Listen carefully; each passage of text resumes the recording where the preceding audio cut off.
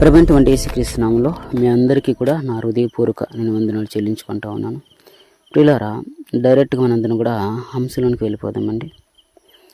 అంటే దేవుని యొక్క వాక్యానికి మనందరూ కూడా వెళ్ళిపోతాం. సో కాబట్టి మీరందరూ కూడా బాగుండాలి, దేవునిలో మీరందరూ కూడా వర్ధిల్లాలి, ప్రార్థన జీవితం కలిగి ఉండాలి.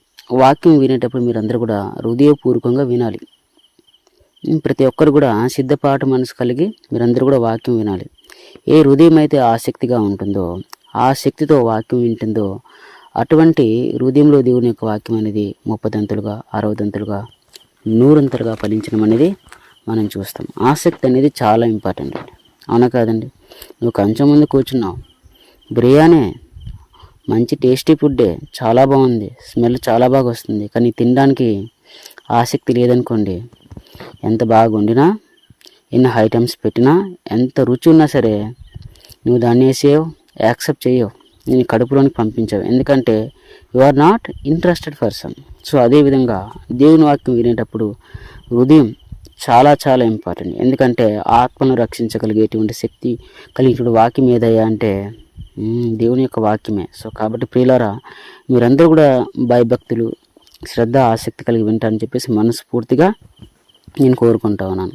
ఓకే, మనందరం కూడా సబ్జెక్ట్లోనికి వెళ్ళిపోతుంది అండి. యేసుక్రీస్తు వారు భూమి మీదకి వచ్చిన తర్వాత ఆయన సువార్త ప్రకటించేటువంటి ఆ యొక్క సమయంలో మీ అందరికీ ముందే చెప్పాను, ఈ శాస్త్రులు, పరిసయ్యులు, సద్దూకయ్యులు, ప్రధాన యాజకులు ఎవరైతే ఉన్నారో, సో వీరందరి గురించి అనమాట ఆయన అవేర్నెస్ కలిగించేవారు సమాజంలో. సో వారి గురించి అనమాట మీరు జాగ్రత్తగా ఉండండి. ఎందుకంటే ఆ రోజుల్లో వారెవరు కూడా దేవుని యొక్క వాక్యాన్ని ఉన్నట్టుగా బోధించేవారు కాదు, కలిపి సరిపేసేవారు, అనేక మందిని కూడా దారి తప్పించేసేవారు. సో కాబట్టి ఈ విధంగా అవేర్నెస్, ఈ విధంగా యేసుక్రీస్తు వారు ఈ విధంగా బోధించేటువంటి సమయానికి చాలామంది యేసుక్రీస్తు వారిని చంపాలని చూశారండి. ఈ ఒక్క రోజుతోనే, ఎందుకంటే యేసుక్రీస్తు వారు వారిని వ్యతిరేకిస్తున్నారు కాబట్టి, వారు ఆ విధంగా సమాజంలో దేవుని యొక్క ధర్మశాస్త్రాన్ని ఉన్నట్టుగా బోధించట్లేదు కాబట్టి ఆ విధంగా వ్యతిరేకిస్తున్నందుకు ఒక్క రీజన్తో యేసుక్రీస్తుని చంపాలనుకున్నారంటే అబ్బే కాదు. యేసుక్రీస్తుని చంపడానికి వాళ్ళు చాలా రీజన్స్ని బట్టి యేసుక్రీస్తుని వాళ్ళందరూ కూడా చంపాలి అనుకున్నారండి. ఒక్క రీజన్స్ని బట్టి వాళ్ళు యేసుక్రీస్తుని, అంటే మమ్మల్ని వ్యతిరేకిస్తున్నాడు కదా, అంటే మమ్మల్ని ఈ విధంగా అందరి ముందు బయట పెట్టేస్తూ ఉన్నాడు కదా, సో ఈయన రాకముందు మనకి బాగానే ఉంది, ఈయన వచ్చిన తర్వాత ఇమేజ్ మొత్తం పోయింది, మా పరువు మొత్తం పోయింది, అందరికీ మేము ఏ విధంగా కనిపిస్తూ ఉన్నాం, ఒక అబద్ధకుల్లాగా, ఒక చెడ్డవారిలాగా మేము కనిపిస్తూ ఉన్నాం. సో కాబట్టి ఈ రీజన్ బట్టి ఆయన చంపాలి, ఒక్క రీజన్ బట్టి అయితే కాదండి, ఇంకా చాలా రీజన్స్ బట్టి వారు యేసుక్రీస్తు అని ఏం చేయాలనుకున్నారు, చంపాలి అనుకున్నారు అండి. ఆయన ఎప్పుడు ఉపయోగించేటువంటి మాట లేఖనంలో మీరందరూ చాలాసార్లు చదువుకునే ఉంటారు. నేను చెప్పినది ఏమనగా అంటే వారు ఏమనుకునేవారంటే, ఈయన వచ్చిన తర్వాత మోసేని పట్టించుకోవట్లేదు, ధర్మశాస్త్రాన్ని కూడా పట్టించుకోవట్లేదు. ఎందుకంటే దేవుని కుమారుడిని చెప్పేసి యేసుక్రీస్తు వారు చెప్పుకున్నారు. నువ్వు నిజంగా దేవుని కుమారుడు అయితే, దేవుని ఎదురు నుంచి వచ్చినటువంటి వాడు అయితే, దేవుడి ఇచ్చినటువంటి ధర్మశాస్త్రం ఎందుకు నువ్వు వ్యతిరేకిస్తున్నావు అని చెప్పేసి వారి యొక్క వాదన.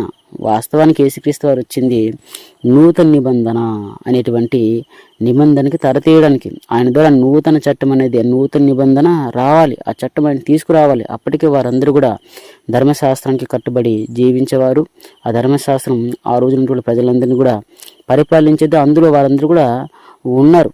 ఆ ధర్మశాస్త్రాన్ని సమాజ మందిరంలో చాలామంది శాస్త్రులు, పరిసయ్యులు బోధించేవారు. కానీ యేసుక్రీస్తు వారు వచ్చిన తర్వాత ఆ ధర్మశాస్త్రానికి మూలకానికైనటువంటి తను నూతన చట్టం తీసుకుని రావాలి, ప్రజల్లో అవేర్నెస్ తీసుకుని రావాలి, ఆయన ద్వారా ఆ చట్టం స్థాపించబడాలి. అదే క్రమపరచడానికి యేసుక్రీస్తు వారు అక్కడి నుంచి ఇక్కడికి వచ్చారు. సో కాబట్టి ఆయన పని ఆయన చేస్తూ ఉన్నారు. వీరికేమో వ్యతిరేకిలా కనిపిస్తూ ఉన్నాడు. ఇతని ధర్మశాస్త్రానికి వ్యతిరేకి, మోషేకి వ్యతిరేకి. ఇంకా వారికి కోపం పెరిగిపోయిందండి. సో అదే కాకుండా అనమాట ఆయన ఏమనేవాడంటే, అబ్రహాము, వారందరూ కూడా మా తండ్రి అబ్రహాము అని చెప్పేసి విరవిగిపోయేవారు. కానీ యేసుక్రీస్తు ఏమన్నారంటే, ఒకనొక రోజు అబ్రహాము కంటే నేను ముందున్నాను. అంటే ఏంటి, నువ్వు అబ్రహాము కంటే ముందున్నావా? అబ్రహాము ఏ కాలం నాడు పుట్టాడు, జన్మించాడు, నువ్వు ఏ కాలం నాటి వాడు నువ్వు? ఇప్పుడు నువ్వు మొన్నగా పుట్టింది, నువ్వు పుట్టి కనీసం ఒక 30 సంవత్సరాలు కూడా అవ్వట్లేదే, నువ్వు పుట్టి కనీసం అనమాట 50 సంవత్సరాలు కూడా కావట్లేదే, సో నువ్వు అబ్రహాం కంటే కూడా ముందున్నావా అని చెప్పేసి అనమాట. యాక్చువల్లీ యేసుక్రీస్తు వారు ఏమన్నారంటే, అబ్రహాము నన్ను చూడాలి అనుకున్నాడు, నేను భూమి మీద నడవాడితే ఆ దినం చూడాలని మిగిలిన ఆశపడ్డాడు అనగానే ఇంకా వారందరికీ కూడా పీకల్లోతు కోపం యేసుక్రీస్తు వారి మీద వచ్చేసిందండి. ఎందుకంటే ఈయన అబ్రహాం కంటే ముందున్నాడా, ఈయన చూస్తూ మొన్నేగా పుట్టాడు, పుట్టి 50 సంవత్సరాలు కూడా అవ్వట్లేదే, 30 సంవత్సరాలు కూడా అవ్వట్లేదు, ఈయన అబ్రహాం కంటే ముందున్నాడా, అబ్రహామే ఇతన్ని చూడాలనుకున్నాడా అని చెప్పేసి ఇక వారు ఎంతో ఆరాధన భావంతో చూస్తున్నటువంటి, వాళ్ళు ఎంతో గొప్పగా చెప్పుకుంటున్నటువంటి అబ్రహాం గురించి యేసుక్రీస్తు వారు ఎప్పుడైతే మాట్లాడారో ఇంక యేసుక్రీస్తు వారిని చంపాలని వాళ్ళు ఇంకా పగపట్టేశారండి.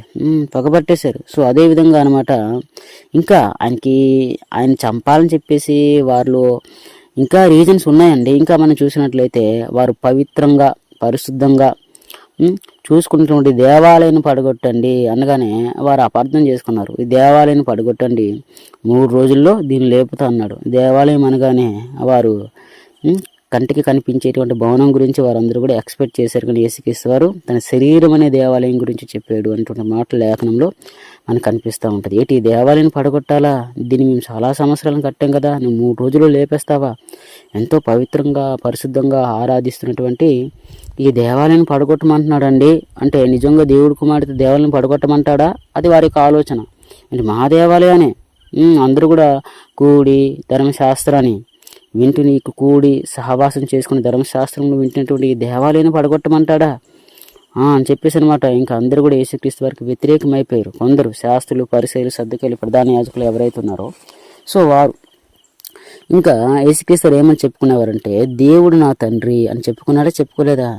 ఆయన చెప్పుకున్నాడండి. యోహాను సువార్త 5వ అధ్యాయం మీరు చూసినట్లయితే ఆయన చెప్పుకున్నాడు, దేవుడు నా తండ్రి అనగానే ఇంకెక్కడికో మండిపోయింది వాళ్ళందరికీ కూడా. ఇంకా అదే కాకుండా అనమాట, విశ్రాంతి దినముకు నేనే ప్రభువును అన్నాడు. ఈ విధంగా చాలా రీజన్స్ ఉన్నాయి యేసుక్రీస్తు వారి మీద అంత పగ పెంచుకోవడానికి, ఈర్ష్య, అసూయ, ద్వేషం పెంచుకోవడానికి, ఆయన చంపాలి అనుకోవడానికి చాలా రీజన్స్ ఉన్నాయి. కేవలం వారిని వ్యతిరేకించినందుకు వారు యేసుక్రీస్తు వారిని చంపాలని చూడలేదు, అదొక రీజన్ మాత్రమే. అర్థమైందా అండి? ఇక నేను దేవునితో సమానం అని చెప్పేసి చెప్పుకున్నాడండి అని చెప్పేసి ఒక విధంగా దేవుడు నా తండ్రి అంటే ఇక దేవునితో సమానమే, దేవత్వం, దేవస్వభావం. అర్థమైందా అండి? సో ఈ రీజన్స్ అనమాట. ఈ విధంగా చాలా రీజన్స్ ఉన్నాయి వారు యేసుక్రీస్తు వారిని చంపాలనుకోవడానికి. అదేవిధంగా ముఖ్యంగా ఏంటంటే యేసుక్రీస్తు వారు వచ్చిన తర్వాత వీరి గురించి ప్రజల్లో, సమాజంలో అందరికీ కూడా బహిరంగంగా ఆయన ఎప్పుడైతే ప్రకటించాడో, ఎప్పుడైతే వీరి గురించి చెప్పారో ఇంకా వారు యేసుక్రీస్తు వారిని చంపాలి అనుకున్నారంట. చంపాలి అనుకున్నారు. ఎందుకంటే యేసుక్రీస్తు వారు భూమి మీదకి వచ్చిన తర్వాత ఆయన చేసేటువంటి ఆ కార్యాలు, సూచక్రియలు, అద్భుతాలు, మహత్కార్యాలు ఒకలాగా లేవండి. అయినప్పటికీ కనీసం వారు ఒక మనిషి ఈ విధంగా చేయడం ఏంటి, అసలు ఈయన ద్వారా ఇటువంటి ఆశ్చర్యకార్యాలు జరగడం ఏంటి, మేము ఎప్పుడు మా కళ్ళతో ఈ విధంగా చూడలేదే అని చెప్పేసి ఒక్కడు కూడా ఆలోచించడం మానేసి, మొత్తానికైతే ఇప్పుడు అధికారులు, అధిపతులు ఎవరైతే ఉన్నారో అందరూ కూడా యేసుక్రీస్తు వారిని నమ్మలేదా అంటే ఎస్, కొందరు నమ్మారు కానీ బయటికి చెప్పలే. ఎందుకంటే భయపడ్డారు, యూదులకు భయపడ్డారు. ఎందుకంటే వారు మమ్మల్ని ఎక్కడ వెలివేసేస్తారేమో అని చెప్పేసి లేఖనంలో కూడా రాయబడి ఉంది ఆ మాట. రహస్య విశ్వాసులుగా చాలామంది యేసుక్రీస్తు వారిని విశ్వసించారు. సో కాబట్టి ప్రియులారా, ఇక్కడ అందరూ నమ్మలేదా అంటే అందరూ నమ్మలేదని కాదు, కొందరు అధికారులు కూడా నమ్మారు, కొందరు పరిసయ్యులు కూడా యోహాను గారి చేత బాప్తీసం తీసుకున్నారని చెప్పేసి రాయబడి ఉంది. సో కాబట్టి ప్రియులారా, ఈ విషయాన్ని మీరు అందరూ కూడా గుర్తుపెట్టుకోవాలి, అర్థం చేసుకోవాలి. అండి ఆయన వ్యతిరేకించేవారు ఆ రోజుల్లో చాలామంది ఎక్కువ. ఈ విధంగా మనం చూసినట్లయితే అస్సలు ఆయన ఎంత వ్యతిరేకమైపోయాడంటే వారు అర్థం చేసుకునేటువంటి ప్రయత్నము యేసుక్రీస్తు వారి గురించి వారెవరు కూడా చేయలేదండి. కనీసం ఒక్కరు కూడా ఆలోచించినట్లయితే వారికి జీవితాలు మారిపోయి ఉండేవి, వారికి జీవితాలు ఎంతో బాగుండే ప్రియులారా. సో కాబట్టి ఇంకా మనం చూసుకున్నట్లయితే ఈ విధంగా యేసుక్రీస్తు వారి మీద వారికి విపరీతమైన పగ పెరిగిపోయింది. ఒకనొక సమయంలోనంట యేసుక్రీస్తు వారిని పట్టుకోవడానికి, యేసుక్రీస్తు వారిని ఏ విధంగానైనా సరే ఇరుకాటంలో పెట్టేయడానికి కొన్ని ప్రశ్నలు, కొన్ని ధర్మశాస్త్ర సంబంధించినవి కావచ్చు, అదేవిధంగా అనమాట రోమా ప్రభుత్వానికి సంబంధించినవి కావచ్చు. సో కొందరిని పంపించినప్పుడు యేసుక్రీస్తు వారి యొద్దకు పంపించి ఏదో విధంగా ఆయన్ని మాట్లాడిపించి ఇరుకుల్లో పెట్టి చంపించాలని చెప్పేసి, అంటే అర్థం ఏంటంటే ఏదో ఆయన తప్పు మాట మాట్లాడితే ఆయన ఆ విధంగా పట్టేసుకొని ధర్మశాస్త్ర వ్యతిరేకి, మోసేకి వ్యతిరేకంగా మాట్లాడని చెప్పేసి అనమాట సమాజంలో పెట్టి ప్రజలందరూ ఎదుట పెట్టి రాళ్లతో చంపించాలని చెప్పేసి వారి యొక్క ప్లాన్. ఆ ప్లాన్ ప్రకారమే కొన్ని వచనాలు మనం చూసినట్లయితే లూకాసు వార్త 20వ అధ్యాయం 1వ వచనం నుంచి మనం చూసినట్లయితే ప్రియులారా, లూకాసు వార్త 20వ అధ్యాయం 1వ వచనం నుంచి మనం చూసినట్లయితే ఇదే సందర్భం మనకి ఎక్కడ కనిపిస్తూ ఉంటుందంటే మత్తయి వార్త 21వ అధ్యాయం 23వ వచనం నుంచి కూడా మనం చదివినట్లయితే ఈ సందర్భం కనిపిస్తూ ఉంటుంది. మార్కు సువార్త 11వ అధ్యాయం 29వ వచనం నుంచి మనం చదివినట్లయితే ఈ సందర్భం కనిపిస్తూ ఉంటుంది. మనం లూకా సువార్త 20వ అధ్యాయం 1వ వచనం మనం చూసినట్లయితే, ఆ దినములలో ఒకనాడు ఆయన దేవాలయంలో ప్రజలకు బోధించుచు సువార్త ప్రకటిస్తూ ఉన్నప్పుడు, అంటే యేసుక్రీస్తు వారు ఎక్కడున్నారండి? దేవాలయంలో. ఎవరికి బోధిస్తున్నారు? ప్రజలకు బోధిస్తూ ఉన్నారు. ప్రజలకు బోధిస్తూ సువార్త ప్రకటించేటప్పుడు ప్రధాన యాజకులు, శాస్త్రులు, పెద్దలతో కూడా ఆయన మీదకి వచ్చి ఇంకా అందరూ కూడా కెట్టగట్టుకొని, ఎందుకంటే ఆయన ఏదో విధంగా పట్టేసుకోవాలి, ఏదో విధంగా ఆయన ఇరికించాలి. ఇరికించి ఈయన మన మధ్యలో ఉండడానికి వీలు లేదు, ఈయన ఉంటే మనకి పెద్ద బాధే, పెద్ద ఇబ్బందే, మొత్తానికి కాలు కింద ముళ్ళలాగా, అర్థమైందా అండి? చెప్పు కింద రాయిలా తయారయ్యాడు అనమాట. ఎందుకంటే ప్రతి విషయంలో కూడా మనకు అడ్డం వస్తూ ఉన్నాడు.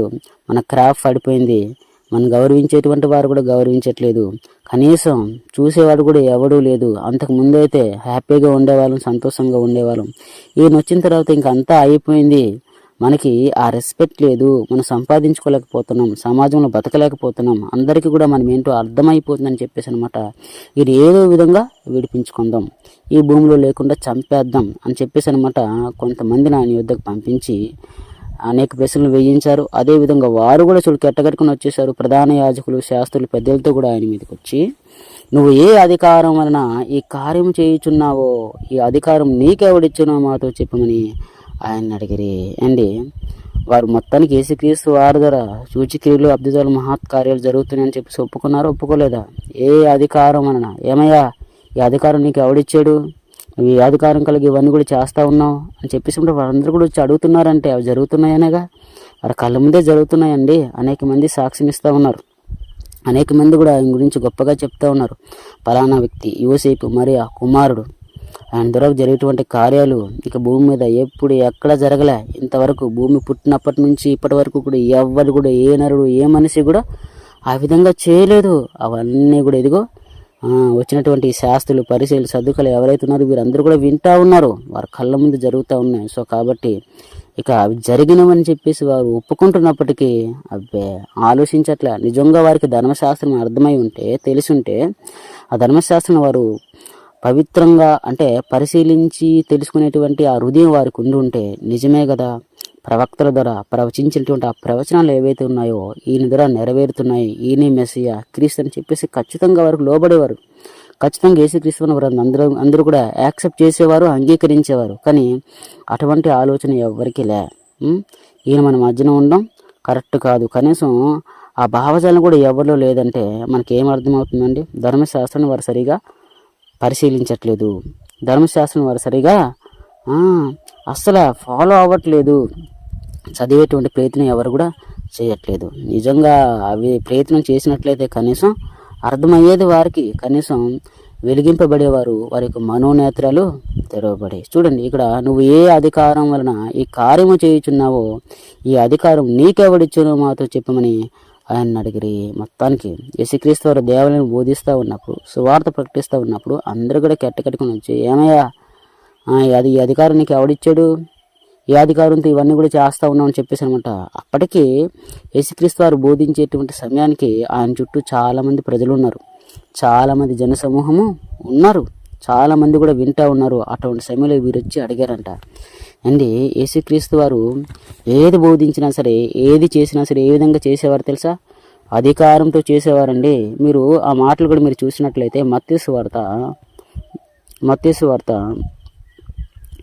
7వ అధ్యాయము 29వ వచనం, అదేవిధంగా మార్కు సువార్త 1:22 ఆయన బోధించేటప్పుడు కూడా ఏ విధంగా బోధించేవాడు? అధికారం గలవాని వలె, శాస్త్రుల వలె కాక అధికారం గలవాని వలె వారికి బోధించును అనేటువంటి మాట మనం చూస్తాం. సో అదేవిధంగా యేసుక్రీస్తు వారు పాపులను క్షమించడానికి భూమి మీదకి వచ్చినప్పుడు కూడా అధికారం కలిగే వచ్చాడు. మత్తయి సువార్త 9:26 ఇదే మాట మనం మార్కు సువార్త 2:10 కూడా ఉంటుందండి. సో కాబట్టి ప్రియులారా, ఇవన్నీ కూడా మీరు జ్ఞాపకం చేసుకోవాలి. అదేవిధంగా అపవిత్ర ఆత్మను వెళ్ళగొట్టేటువంటి సమయంలో కావచ్చు, దెయ్యాలను వెళ్ళగొట్టేటువంటి సమయంలో కావచ్చు, ఆయన అధికారంతో కూడా వెళ్ళగొట్టేవాడు. లూకా సువార్త 4:36 మనం చదివినట్లయితే అక్కడ మనకి అర్థమవుతూ ఉంటుంది. సో కాబట్టి ప్రియులారా, నువ్వు ఏ అధికారంతో ఇవన్నీ కూడా చేస్తూ ఉన్నావు అంటే యేసుక్రీస్తు వారు చాలా తెలివైన వారు. అర్థమైందా అండి? అసలు ఈ అధికారం ఎవరిచ్చారండి ఆయనకోసారి ఆలోచించండి. ఈ అధికారం ఎవరిచ్చారండి? దేవుడు ఇవ్వలేదా? ఆయనకి ఎంతటి అధికారం దేవుడు ఇచ్చాడో తెలుసా అండి? తండ్రి యేసుక్రీస్తు వారికి సర్వాధికారం కూడా ఇచ్చేసాడంట. మీరు యోహాను సువార్త 5వ అధ్యాయము 21 వచనం మీరు చూసినట్లయితే, 22 వచనం మీరు చూసినట్లయితే, సర్వాధికారం కుమారునికి అప్పగించున్నాడు. ఇచ్చాడా ఇవ్వలేదా? ఇచ్చాడండి. తండ్రి ఏ విధంగా అయితే మృతులను బ్రతికిస్తాడో అదే విధంగా కుమారుడు కూడా తనకి ఇష్టమైనటువంటి వారిని లేపి బ్రతికించుటకు కుమారునికి అధికారం ఇచ్చాడా ఇవ్వలేదా? ఇచ్చాడండి. అండ్ ఇంకా మనం చూసినట్లయితే యోహాను సువార్త, అదే యోహాను సువార్త 5వ అధ్యాయం 26వ వచనం చూసినట్లయితే, జీవం గలవాడై ఉండటకు తండ్రి కుమారునికి అధికారం ఇచ్చాడు ఇవ్వలేదా? ఇచ్చేశాడు. అదే యోహాను సువార్త 5:27 చూసినట్లయితే, తీర్పు తీర్చుటకు కుమారునికి తండ్రి అధికారం ఇచ్చేశాడు. యోహాను సువార్త 10:18 చూసినట్లయితే యేసుక్రీస్తు వారు అంటాడు, ఎవడు కూడా నా ప్రాణము తీసుకోలేడు, నా అంతటి నేనే నా ప్రాణం పెడుతున్నాను, దాన్ని పెట్టుటకు నాకు అధికారం కలదు, తిరిగి తీసుకుంటకు నాకు అధికారం కలదు, ఈ ఆజ్ఞ నా తండ్రి వలన నేను పొందుకున్నాను. యోహాను సువార్త మనం చూసినట్లయితే ఆ విధంగా యేసుక్రీస్తు వారు చెప్తారు. ఇచ్చాడు ఇవ్వలేదు? దేవుడు ఇచ్చాడండి. ఆయన కుమారుడు సర్వాధికారం ఇచ్చేశాడు. సో వీటన్నిటి మీద ఇచ్చినప్పుడు ఈ విధంగా స్వస్థపరచడానికి, సువార్త ప్రకటించడానికి, బోధించడానికి అధికారం ఇవ్వడా అండి? చేస్తాడండి. ఎందుకంటే ఆయన గురించి ప్రవచనాలు చాలా ఉన్నాయి కాబట్టి. ఈ సందర్భంలో యేసుక్రీస్తు వారు వారికి చెప్పలేదంటే, వారి నోటి ద్వారా నిజాన్ని రాబట్టుకోవడానికి, వారు ఎటువంటి వారు తెలుసుకోవడానికి యేసుక్రీస్తు వారు ఆయన చెప్పేలాంటి సందర్భంలో చెప్పేస్తాడు. ఈ అధికారం వలన యోహాను తర్వాత చెప్పలేదా అండి? ఇవన్నీ కూడా ఎవరితో చెప్తున్నారు మరి యేసుక్రీస్తు వారు? వారితోనే. యోహాను సువార్త 5వ అధ్యాయం మీరు చదవండి. అధికారం అంతా కూడా నాకు తండ్రి ఇచ్చాడని చెప్తాడు. కానీ ఈ సందర్భంలో మాత్రము వారి ద్వారా నిజంగా వారు ధర్మశాస్త్రానికి కట్టుబడి లోబడ్డారా? ధర్మశాస్త్రానుసారంగా వారు జీవిస్తున్నారా లేదా అనేటువంటి విషయం ప్రజలందరికీ కూడా తెలియాలని చెప్పేసి ఆయన ఏమంటాడంటే, సరే మీరు నా దగ్గరకు వచ్చారు, ఏ అధికారంలో ఈ కార్యములు చేయుచున్నావో చెప్పమంటున్నారు. అందుకైనా సరే నేను చెప్తాను, కానీ నేను కూడా మీకు ఒక మాట అడుగుతాను. సరే అయ్యా, మీరు వచ్చారు, బాగుంది, నన్ను ప్రశ్న అడిగారు, సరే నేను చెప్తాను ఏ అధికారం వల్ల ఇవన్నీ కూడా చేస్తూ ఉన్నాను అది మీకు చెప్తాను, కానీ నేను ఒక ప్రశ్న వేస్తాను, నేను ఒక మాట అడుగుతాను, అది నాతో చెప్పండి అని చెప్పేసినప్పుడు యేసుక్రీస్తు వారు తిరిగి ప్రశ్న వేశారు. నేను చెప్పినటువంటి ఈ మాటకి మీరు సమాధానం చెప్పినట్లయితే, మీరు అడిగారుగా ఏ అధికారంతో ఇవన్నీ కూడా చేస్తూ ఉన్నామని చెప్పేసి, ఆ మాటకి నేను సమాధానం చెప్తానని చెప్పేసి యేసుక్రీస్తు వారు ఏం మాట్లాడారు మీరు చూడండి. లూకా సువార్త 20వ అధ్యాయం 3 నుంచి మనం చూసినట్లయితే, అందుకైనా నేను మిమ్మల్ని ఒక మాట అడుగుదును, అదే నాతో చెప్పుడి, యోహాను ఇచ్చిన బాప్తీసము పరలోకం నుండి కలిగినదా, మనస్సు నుండి కలిగినదా అని వారిని అడగగా, మొత్తానికి యేసుక్రీస్తు వారు ఏమడిగారండి? ఇప్పుడు యోహాను గారు వచ్చారుగా, బాప్తీసం ఇచ్చారుగా, మీరందరికీ తెలుసు యోహాను గారు ఎవరో. యోర్దాను నదీ తీరంలో చాలామందికి బాప్తీసం ఇచ్చారు. యోహాను గారు వచ్చారు, బాప్తీసం ఇచ్చారు, ప్రజలందరూ కూడా బాప్తీసం తీసుకున్నారు. సో పరిసయ్యులు కూడా వీళ్ళు చాలామంది కూడా బాప్తీసం తీసుకున్నారు. కాబట్టి ఈ యోహాను గారు ఇచ్చేటువంటి ఈ బాప్తీసం అనేది పరలోకం నుండి కలిగినదా, మనస్సు నుండి కలిగినదా అని వారిని అడగగా, ఇక్కడ ఒక చిన్న లాజిక్ మీరందరూ కూడా ఆలోచించాలండి. చూడు, వారందరూ కూడా వెంటనే సమాధానం చెప్పక వారందరూ కూడా ఆలోచించుకుంటా ఉన్నారు. ఎందుకంటే ఆయన చాలా మేధావి, తెలివైన వాడు యేసుక్రీస్తు వారు. ఆయన నోరిప్పనంత వరకే, వన్స్ ఆయన నోరిప్పారంటే ఇంకా అంతే, అయిపోయినట్టే. మీరు వచ్చి ఏమయ్యా నువ్వు ఏ అధికారం ఇవన్నీ కూడా చేస్తూ ఉన్నావంటే, ప్రశ్నే సమాధానం అండి. ప్రశ్నే సమాధానం. ఒకనొక సమయంలో మీరు గుర్తుపెట్టుకోండి. ఇప్పుడు వారి యొక్క అవివేకాన్ని, వారి యొక్క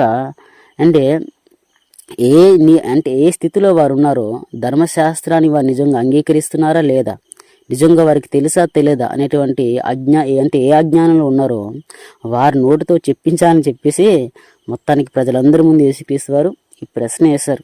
అర్థమైందా అండి? చాలామంది ప్రజలు ఉన్నారు, వారు యోహాను గారు ధర్మశాస్త్ర సంబంధమైనటువంటి ప్రవక్త అని చెప్పేసి వారందరూ కూడా నమ్ముతూ ఉన్నారు. సో దీనిలో మీరు చదివినట్లయితే ఇంకా వారందరూ కూడా కలుసుకున్నారంట, కూడుకున్నారంట.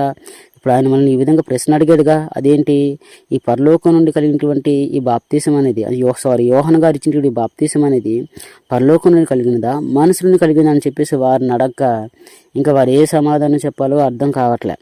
అర్థమైందండి? వారి యొక్క ఉద్దేశం ఏంటని చూడండి ఒకసారి. వారు ఏమనుకుంటున్నారంటే, మనస్సులో మనం కలిగినదని చెప్పిన ఎడల ప్రజలందరూ మనల్ని రాళ్లతో కొట్టుదురు. సో ఎందుకంటే ఆల్రెడీ వారు ఏం చేశారు, నమ్మేశారండి.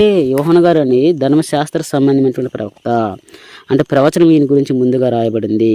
ఆ ప్రవచనం నెరవేరిపోయి యోహాను గారు ఈ విధంగా భూమి మీదకి వచ్చారు. సో భూమి మీదకి వచ్చారనమాట. ఆయనకంటే ముందుగా అనమాట ఈ విధంగా బాప్తీసం ఇస్తూ ఉంటారని చెప్పి చాలామంది ప్రజలు యోహాను గారి చేత బాప్తీసం తీసుకున్నారు. ఆ మాట కూడా మీరు చూసినట్లయితే లూకాసు సువార్త 7:29. అంటే ప్రజలు సుంకరులు చాలామంది అనమాట యోహాను గారి యొక్క బోధ విని బాప్తీసం పొంది దేవుడు న్యాయవంతుడు అని చెప్పేసి ఒప్పుకొని బాప్తీసం తీసేసుకున్నారు. కానీ కింద అదే 7:30 మీరు చూసినట్లయితే లూకాసు వార్త పరిసయ్యులు, ఈ ప్రధాన యాజకులు, ఈ ధర్మశాస్త్రోపదేశకులు ఎవరైతే ఉన్నారో వీరు మాత్రం అనమాట యోహాను గారు ఇచ్చేటువంటి బాప్తీసం తీసుకోలేదట. పొందక తమ విషయమై దేవుని సంకల్పమును నిరాకరించరి. అంటే వీరు నిజంగా ధర్మశాస్త్రాన్ని చదివేవారైతే, పరిశీలించేవారైతే, పరిశోధించేవారైతే యోహాను గారి గురించి ముందుగా ప్రవచనం ఉందా లేదా, ఆయనకంటే ముందుగా వస్తాడని చెప్పేసి, మార్గమును సిద్ధపరుస్తాడని చెప్పేసి అది వారికి కనిపించలేదా? అంటే దీన్ని బట్టి మనకేం అర్థమవుతుంది? ధర్మశాస్త్రం వీరికి సరిగా తెలియదు కాబట్టి యోహాను గారిని ధర్మశాస్త్ర సంబంధమైనటువంటి ప్రవక్త అని చెప్పేసి వారు ఎవరు కూడా ఒప్పుకోలేదు కాబట్టి బాప్తీసం తీసుకోలేదండి. ప్రజలు ఒప్పుకున్నారు కాబట్టి బాప్తీసం తీసుకున్నారు. సో కాబట్టి ఇక్కడ మనకి ఎవరు గొప్పగా కనిపిస్తున్నారు? సుంకర్లే గొప్పగా కనిపిస్తున్నారు. వీరికంటే కూడా దేవుని ఒప్పుకున్నారు, న్యాయవంతుడు అని చెప్పేసి ఒప్పుకుని బాప్తీసం తీసుకున్నారు. సో కాబట్టి ఇప్పుడు ప్రజలందరి ముందు యేసుక్రీస్తు వారి ప్రశ్న అడగగానే ఇక వారు అసలు కుర్తులో పడినటువంటి ఎలకలాగా కొట్టుకుంటూ ఉన్నారండి. మొత్తానికి వారు ఏ విధంగా తయారైందంటే వారి యొక్క జీవితం చూడండి. మనకి మోసే ఐగుప్తులో నుంచి ప్రజలను విడిపించేటువంటి యొక్క సమయంలో ముందేమో మహాసముద్రం, వెనకేమో సైన్యం, ఇంకేం చేయాలో అర్థం కాదు. సో అటువంటి స్థితిలో మారిపోయింది వీరి యొక్క పరిస్థితి. వెనకెళ్తే నొయ్యి, ముందు వెళ్తే గొయ్యి అనే విధంగా మారిపోయింది అనమాట. మొత్తానికి వారు ఏమనుకుంటారు చూడండి, మనస్సులో ఉన్న కలిగినదని చెప్పిన ఎడల ఇంకా అందరూ కూడా ఏకమైపోయారనమాట. అయ్యో బాబాయ్, ఈయన మనల్ని ఇరకాటిని పడేసాడు. ఇప్పుడు ప్రజలందరూ కూడా ఉన్నారు, ఇప్పుడు ఏం చెప్పాలి కూడా మాకు అర్థం కావట్లేదు. ఎవరినండి పట్టుకోవడానికి వచ్చారు? యేసుక్రీస్తు వారిని పట్టుకోవడానికి వచ్చారు. ఇప్పుడు వారే ఏమైపోతూ ఉన్నారు? కొట్టుకుంటూ ఉన్నారు. అసలు ఎటు వెళ్ళాలో తెలియక, ఏం చేయాలో తెలియక. జ్ఞానండి యేసుక్రీస్తు వారు. ఆయనతో మాట్లాడే ముందు, ఆయన దగ్గరకు వచ్చే ముందు చాలా జాగ్రత్తగా రావాలి. హృదయంలో ఏముందో అంతా కూడా ఆయనకు తెలిసిపోతుంది. ఆయన హృదయ పరిశీలకుడు, హృదయ ఆంతరంగంలో పరిశీలించేటువంటి వాడు. సో కాబట్టి వారు ఎందుకు వచ్చారు, ఏ పర్పస్తో వచ్చారు యేసుక్రీస్తు వారికి తెలుసు కాబట్టి ఎప్పుడైతే ఈ ప్రశ్న వేసాడో ఇక వారందరూ కూడా ఆలోచించనమాట. వారందరూ కూడా ఆ విధంగా కూడుకొని ఈ విధంగా మాట్లాడుకుంటూ ఉన్నారు. మనస్సులో మనం కలిగినదని చెప్పిన ఎడల, అంటే ఈ సంభాషణ జరిగేటప్పుడు అక్కడ చాలామంది ప్రజలు ఉన్నారు. అది అందరి ముందు జరుగుతుంది. ఆ విషయం మీరు అందరూ కూడా జ్ఞాపకం చేసుకోవాలి. మనస్సులో ఉన్న కలిగినదని చెప్పిన ఎడల ప్రజలందరూ మనలను రాళ్లతో కొట్టుదురు. ఎందుకు తెలుసా? ఆల్రెడీ ప్రజలందరూ కూడా యోహాను గారు ధర్మశాస్త్ర సంబంధమైనటువంటి ప్రవక్త అని చెప్పేసి అందరూ కూడా నమ్మేశారు. కాబట్టి అందరూ కూడా ఆ విధంగా నమ్మే బాప్తీసం తీసుకున్నారు. కాబట్టి ఈ శాస్త్రులకు తెలియదా ధర్మశాస్త్రంలో ఏముందో? ధర్మశాస్త్ర సంబంధించిన ప్రవక్త కదా, వీరు కాదంటారు ఏంటని చెప్పేసి అనమాట. వారు ఏం చేస్తారు? వీరికి వ్యతిరేకంగా రాళ్లతో తీసి వీరిని చంపేస్తారు, కొట్టేస్తారు. ఇప్పుడు ఈ బాప్తీసం అనేది పరలోకం నుండి కలగలేదు. యోహాను గారు ధర్మశాస్త్ర సంబంధించిన ప్రవక్త కాదని చెప్పేసి యేసుక్రీస్తు వారికి సమాధానం చెప్పారనుకోండి, చుట్టూ చాలామంది బాప్తీసం తీసుకున్న వారు ఉన్నారు. ఇక వారందరి చేత రాళ్ళ దెబ్బలే వీళ్ళందరికీ కూడా. ఆ విషయం వారికే తెలుసు. ఒకవేళ ఆ విధంగా మనం చెప్తే, అంటే యోహాను గారు ఇచ్చేటువంటి బాప్తీసం ఏదైతే ఉందో ఇది పరలోకం నుండి కలగలేదు, మనసులో మన కలిగిందే అని చెప్తే చుట్టూ చాలామంది బాప్తీసం తీసుకున్నారు. కాబట్టి వారు నమ్మేశారు. కాబట్టి ఖచ్చితంగా వాళ్ళ చేత మన రాళ్ళ దెబ్బలు తింటాం, ఖచ్చితంగా రాళ్ళతో మన వారు కొట్టేస్తారని చెప్పేసి ఆలోచించి, ఇంకా ఈ యోహాను ప్రవక్త ధర్మశాస్త్ర సంబంధమైనటువంటి ప్రవక్తే అని చెప్పేసి వారు యేసుక్రీస్తు వారికి చెప్పారనుకోండి, అప్పుడు ఆయన ఏమంటాడండి? ఏమంటాడు? ఒకసారి మీరు చదివినట్లయితే అది 6వ వచనం మీరు చూసినట్లయితే వారందరూ కూడా ఈ విధంగా అనుకుంటా ఉన్నారంట. మనస్సులో మన కలిగిందని చెప్పిన ఎడల ప్రజలందరూ మనలను రాళ్లతో కొట్టుదు. పబ్లిక్గా వాళ్ళందరూ కొడుకుని ఆ విధంగా ఆలోచిస్తూ ఉన్నారు. ఏలయనగా యోహాను ప్రవక్త అని అందరూ రూఢిగా నమ్ముచున్నారని తమలో తాము ఆలోచించుకొని అది ఎక్కడి నుండి కలిగినదో మాకు తెలియదని ఆయనకు ఉత్తరం ఇచ్చరి. ఇప్పుడు ఒక విషయం మీరు గమనించండి. ఇప్పుడు యోహాను గారిని వారు ఒప్పుకున్నారనుకోండి, యేసుక్రీస్తు వారు ఏమంటారో తెలుసా? ఇప్పుడు ధర్మశాస్త్ర సంబంధమైనటువంటి ప్రవక్త. ఆయన ధర్మశాస్త్రంలో ముందే ఆయన గురించి ప్రవచనం రాయబడి ఉంది. మీరు ధర్మశాస్త్రాన్ని బోధిస్తున్నారు, సమాజ మందిరంలో చెప్తా ఉన్నారు. ఇప్పుడు యోహాను గారు ఇచ్చేటువంటి బాప్తీసం అనేది మనుషుల వలన అని కలిగింది మీరు చెప్పినట్లయితే, వారు చెప్పినట్లయితే ఖచ్చితంగా చుట్టూ ఉన్నటువంటి ప్రజలు మన రాళ్ళతో కొట్టి చంపేస్తారు. ఒకవేళ ఆయన ధర్మశాస్త్ర సంబంధించిన ప్రవక్త కాదు, ఆయన ఇచ్చినప్పుడు బాప్తీసం కూడా ధర్మశాస్త్రానికి పరలోకం కలగదని చెప్పారనుకోండి, ఖచ్చితంగా రాళ్ళ దెబ్బలు వాళ్ళు తినేస్తారు. ఒకవేళ యేసుక్రీస్తు వారికి అనమాట లేదు అని ధర్మశాస్త్ర సంబంధించినటువంటి ప్రవక్తే అని యేసుక్రీస్తు వారికి సమాధానం చెప్పారనుకోండి, అలాగైతే యేసుక్రీస్తు వారి నుంచి వచ్చేటువంటి ఆ గన్ సాంట్ లాంటి ఆన్సర్ ఏంటో తెలుసా? తుపాయికి లాంటి ఆన్సర్ అదేంటో తెలుసా? అలాగైతే మీరు ఎందుకు నమ్మలేదు అని చెప్పేసి మళ్ళీ పబ్లిక్గా వారిని తిరిగి యేసుక్రీస్తు వారు అడుగుతారు. అంటే ఇటు వెళ్ళినా బ్యాడే, అటు వెళ్ళినా బ్యాడే. అర్థమైందా అండి? ఎటు వెళ్ళినా సరే ప్రజల చేత వాళ్ళు ఏం చేస్తారు? తన్నులు తింటారు. అర్థమైందా? ఇప్పుడు యోహాను గారు కాదు ఆయన ధర్మశాస్త్ర సంబంధించిన ప్రవక్త కాదు, ఆ పరలోకం నుండి బాప్తీసం అనేది కలగలేదు అన్నారనుకోండి, ప్రజల చేత రాళ్ళ దెబ్బలు తింటారు. ఒకవేళ వారు యోహాను గారిని ఒప్పుకున్నారనుకోండి, మీరెందుకు అతని చేత బాప్తీసం తీసుకోలేదు? మీకు తెలుసు కదా ధర్మశాస్త్ర సంబంధించిన ప్రవక్త అని చెప్పేసి తెలుసు కదా, మీరెందుకు నిరాకరించారు అని చెప్పేసి యేసుక్రీస్తు వారు అడిగారు అనుకోండి, వారికి తెలిసినా సరే బాప్తీసం తీసుకోలేదు కాబట్టి వీరికి ఏమీ తెలియదు, మమ్మల్ని తప్పుదోవ తప్పించేస్తున్నారని చెప్పేసి అనమాట మళ్ళీ ప్రజల చేత రాళ్ళ దెబ్బలు తింటారు. చూడండి, ఇటు వెళ్ళినా గొయ్యే, అటు వెళ్ళినా నొయ్యే. సో కాబట్టి వారు చాలా తెలివిగా ఏమన్నారంటే, అది ఎక్కడి నుండి కలిగినదో మాకు తెలియదని చెప్పేసి ఆయనకు ఉత్తరం ఇచ్చారు. అంటే మొత్తానికి సేఫ్ జోన్ సెలెక్ట్ చేసుకున్నారనమాట. ఇటు వెళ్ళినా తన్నులు తింటాం, అటువైపు దూకినా తన్నులు తింటాం అని చెప్పేసి అనమాట. మొత్తానికి ఇదేదో మాకు తెలియదని చెప్పేద్దాం, లేకపోతే చుట్టూ చాలామంది ప్రజలు ఉన్నారు, వీరేం సమాధానం చెప్తారని చెప్పేసి వారందరూ కూడా ఎదురు చూస్తూ ఉన్నారు. పొరపాటు మనం నోరిప్పామనుకోండి, అంతే ఇక మన జీవితాలు ఇంతటితో ముగిసిపోతాయని చెప్పేసి వారికి తెలుసు. కాబట్టి సైలెంట్గా అనమాట వారు రహస్య మార్గాన ఏర్పరచుకొని ఎన్నుకొని అది ఎక్కడి నుండి కలిగిందో మాకు తెలియదని ఆయనకు ఉత్తరం ఇచ్చారు. అండి యేసుక్రీస్తు వారి జ్ఞానం అండి. ఆయన ముందు మాట్లాడమంటే మాట్లాడండి. అందుకు యేసు ఏ అధికారంలో ఏ కార్యములు చేయుచున్నాను నేను మీతో చెప్పిన వారితో నేను. సో కాబట్టి మీరు నాకు సమాధానం చెప్పినప్పుడు నేను ఎందుకు మీకు సమాధానం చెప్పాలి? ఏ అధికారం ఈ కార్యాలను చేస్తా ఉన్నానో అది మీతో నేను చెప్పను. ఆయన ఒక విషయం అండి, ఏ అధికారంతో చేస్తేనేంటండి ఆ కార్యాలు జరుగుతున్నాయా లేదా, సమాజం గుర్తిస్తుందా లేదా, అందరూ కూడా ఆశ్చర్యమైపోతూ ఉన్నారు కదా. రాజులు మొదలుకొని వీధుల వరకు ప్రతి ఒక్కరు కూడా యేసుక్రీస్తు వారిని చూడాలి అనుకున్నారంటే అని ఎంత గొప్ప గొప్ప కార్యాలు చేస్తుంటారో ఒకసారి ఆలోచించండి. కానీ శాస్త్రులు, పరిసయ్యులు, సద్దుకయ్యులు, ప్రధాన యాజకులు మనసులో ఏదో పెట్టేసుకుని ఒకరి మీద కక్ష, ఈర్ష్య, పొగ పెట్టేసుకుని ఆయన గురించి ఆలోచించడం మానేసి ఆయన గురించి అనమాట ఒక్క క్షణం వారు ఆలోచించినట్లయితే వారి జీవితాలు మారిపోయాయి. కానీ ఆ విధంగా పూర్తిగా ఆయనకి పొగ, కక్ష, ఈర్ష్య, ద్వేషం పెంచేసుకుని మొత్తానికి వారు ఆ విధంగా యేసుక్రీస్తు వారిని వ్యతిరేకించారంటే వారు రక్షణ దూరం చేసుకున్నారని అర్థం. పరలోక రాజ్యాన్ని వారందరూ కూడా మిస్ చేసుకున్నారు అర్థం. సో కాబట్టి ప్రియులారా, ఆయన జ్ఞానవంతుడండి. ఆయన పట్టుకోవడానికి వారు రకరకాల ప్రయత్నాలు చేశారు. ఇంకా చాలా ప్రశ్నలు ఆయన వద్దకు తీసుకుని వచ్చారు. మనం అందరం కూడా ఒక్కొక్కటిగా మాట్లాడుకుందాం. ముందు ఒక విషయం ఆల్రెడీ నేను చెప్పేశాను, కైసరికి పన్నిచ్చుట న్యాయమా కాదా? ఇప్పుడేమో ఏ అధికారములు ఇవన్నీ కూడా చేస్తూ ఉన్నాం. సో కాబట్టి ఇంకోసారి మనం ఇంకో మాటతో మనం ఒకసారి ఎక్స్ప్లెయిన్ చేసుకుని ముందుకు వద్దాం. సో కాబట్టి ప్రియులారా, ఇది యేసుక్రీస్తు వారిని చంపాలనుకున్నటువంటి తీరు. ఈ రీజన్స్ కాదు, ఇంకా చాలా రీజన్స్ ఉన్నాయి, అవన్నీ కూడా మనం మాట్లాడుకుందాం. సో కాబట్టి ప్రియులారా, ఈ విధంగా అనటువంటి శాస్త్రులు, పరిసయ్యులు, సద్దుకయ్యులు, ప్రధాన యాజకులు ఎవరైతే ఉన్నారో చాలామంది అనమాట యేసుక్రీస్తు వారిని నిరాకరించారు. ఆయన సంకల్పాన్ని వారందరూ కూడా వ్యతిరేకించారు. ఈ విధంగా భ్రష్టులుగా మారిపోయినప్పుడు అనేక మందిని దారి తప్పించేశారు. ఈ విధంగా మన జీవితం అనేది ఉండకూడదు. గుర్తుపెట్టుకోండి, మనం ఆయన గురించి ఆలోచించాలి, పరిశీలించాలి, పరిశోధించాలి. అని ఏం మాట్లాడుతున్నాడో మన హృదయంలో పెట్టుకోవాలి. ఇప్పుడు కూడా ఆయన గురించినటువంటి లక్షణాలన్నీ కూడా మనకి ప్రకృతిలో కనిపిస్తూ ఉన్నాయి. ఆయన సజీవుడు, నిర్దోషి, నిష్కల్మషుడు, పవిత్రుడు. సో కాబట్టి శాస్త్రుల వల్లే మనం ఉండకూడదు, ఈ పరిశీలన వల్లే మనం ఉండకూడదు. మనము అజ్ఞానుల వలే కాక జ్ఞానుల వలె ఉండాలి. మనోనేత్రములు వెలిగింపబడేటువంటి వారిగా మనం ఉండాలి తప్ప యేసుక్రీస్తు వారిని విసర్జించేటువంటి వారిగా మనం ఉండకూడదు పిల్లారా. సో కాబట్టి ఈ యొక్క సందేశం మీ అందరికీ కూడా అర్థమైందని చెప్పేసి మనస్ఫూర్తిగా కోరుకుంటూ నా మాటలు ముగిస్తున్నాను. నా గురించి కూడా మీరు ప్రేయర్ చేయండి, నా కుటుంబం గురించి కూడా మీరు ప్రేయర్ చేయండి. ఇంకో సందేశంతో మనందరం కూడా కలుద్దాం. Thank you so much to all.